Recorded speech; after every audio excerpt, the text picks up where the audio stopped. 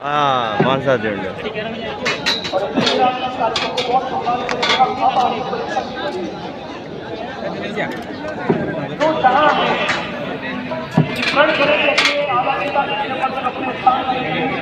अरे मेरे प्यारे भाई और बहनों,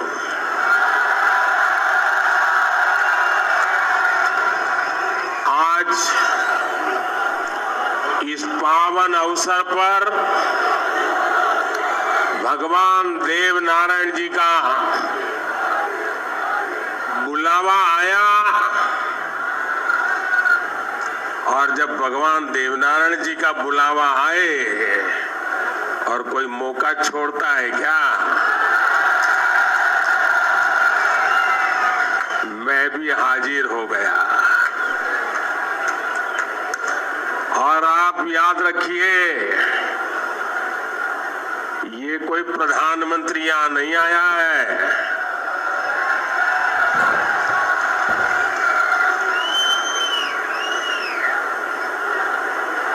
मैं पूरे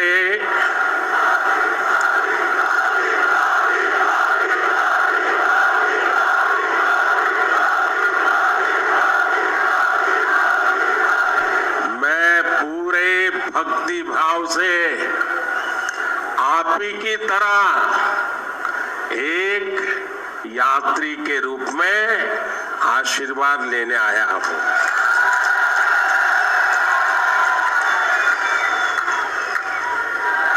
अभी मुझे यज्ञशाला में पूर्णाहुति देने का भी सौभाग्य मिला। मेरे लिए ये भी सौभाग्य का विषय है कि मुझ जैसे एक सामान्य व्यक्ति को आज आपके बीच आकर के भगवान देवनारायण जी का और उनके सभी भक्तों का आशीर्वाद प्राप्त करने का ये पुण्य प्राप्त हुआ है।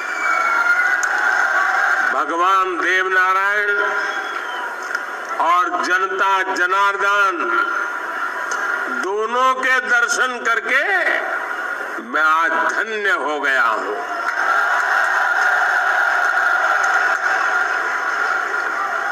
देश भर से यहां पधारे सभी श्रद्धालुओं की भांति मैं भगवान देवनारायण से अनवरत राष्ट्र सेवा के लिए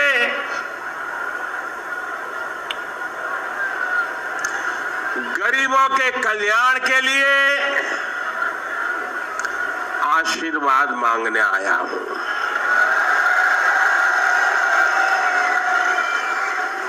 साथियों, ये भगवान देवनारायण का 1111वां अवतरण दिवस है। सप्ताह भर से यहां इससे जुड़े समारोह चल रहे हैं। जितना बड़ा ये अवसर है, उतनी ही भव्यता, उतनी दिव्यता, उतनी ही बड़ी भागीदारी गुर्जर समाज ने सुनिश्चित की है। इसके लिए मैं आप सभी को बधाई देता हूं। समाज के प्रत्येक व्यक्ति के प्रयास की सराहना करता हूं। भाइयों और बहनों, भारत के हम लोग हजारों वर्षों पुराने अपने इतिहास, अपनी सभ्यता, अपनी संस्कृति पर गर्व करते हैं। दुनिया की अनेक सभ्यताएं समय के साथ समाप्त हो गई, परिवर्तनों के साथ खुद को ढाल नहीं पाई। भारत को भी भौगोलिक, सांस्कृतिक, सामाजिक और वैचारिक रूप से तोड़ने के बहुत प्रयास हुए, लेकिन भारत को ताकत समाप्त नहीं कर पाई। भारत सिर्फ एक भूभाग नहीं है, बल्कि हमारी सभ्यता की, संस्कृति की, सद्भावना की, संभावना की एक अभिव्यक्ति है। इसलिए आज भारत अपने वैभवशाली भविष्य की नींव रख रहा है और जानते हैं इसके पीछे सबसे बड़ी प्रेरणा, सबसे बड़ी शक्ति क्या है? किसकी शक्ति से, किसके आशीर्वाद से? भारत अटल है, अजर है, अमर है। मेरे प्यारे भाई और बहनों, ये शक्ति हमारे समाज की शक्ति है, देश के कोटि कोटि जनों की शक्ति है। भारत की हजारों वर्षों की यात्रा में समाज शक्ति की बहुत बड़ी भूमिका रही है। हमारा ये सौभाग्य रहा है कि हर महत्वपूर्ण काल में हमारे समाज के भीतर से ही एक ऐसी ऊर्जा निकलती है जिसका प्रकाश सबको दिशा दिखाता है, सबका कल्याण करता है। भगवान देवनारायण भी ऐसे ही ऊर्जा पुंज थे, अवतार थे, जिन्होंने अत्याचारियों से हमारे जीवन और हमारी संस्कृति की रक्षा की। देह रूप में मात्र 31 वर्ष की आयु बिताकर जनमानस में अमर हो जाना सर्वसिद्ध अवतार के लिए ही संभव है। उन्होंने समाज में फैली बुराइयों को दूर करने का साहस किया, समाज को एकजुट किया, समरसता के भाव को फैलाया। भगवान देवनारायण ने समाज के विभिन्न वर्गों को साथ जोड़कर आदर्श व्यवस्था कायम करने की दिशा में काम किया।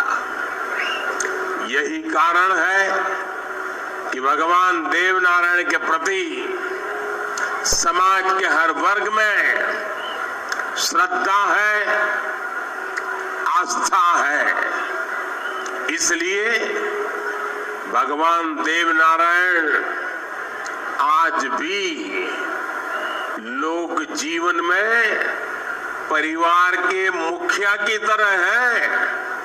उनके साथ परिवार का सुख दुख बांटा जाता है।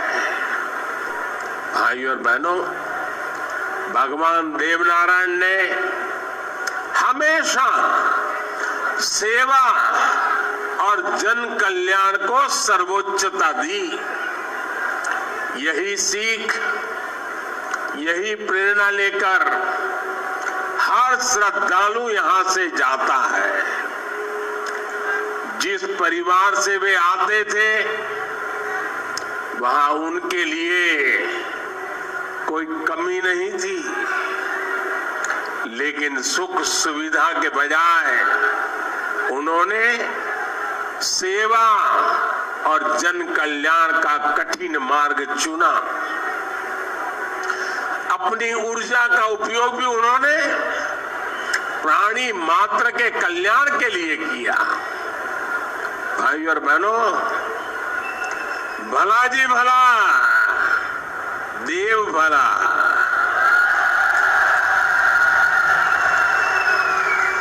भला जी भला, देव भला। इसी उद्घोष में भले की कामना है, कल्याण की कामना है। भगवान देवनारायण ने जो रास्ता दिखाया है वो सबके साथ से सबके विकास का है।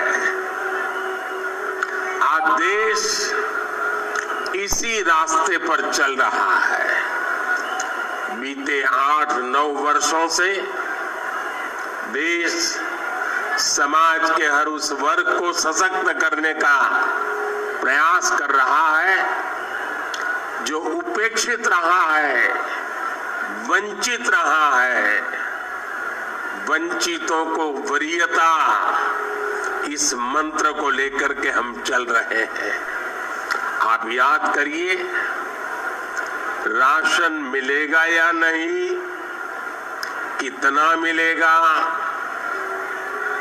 ये गरीब की कितनी बड़ी चिंता होती थी। हर लाभार्थी को पूरा राशन मिल रहा है, मुफ्त मिल रहा है।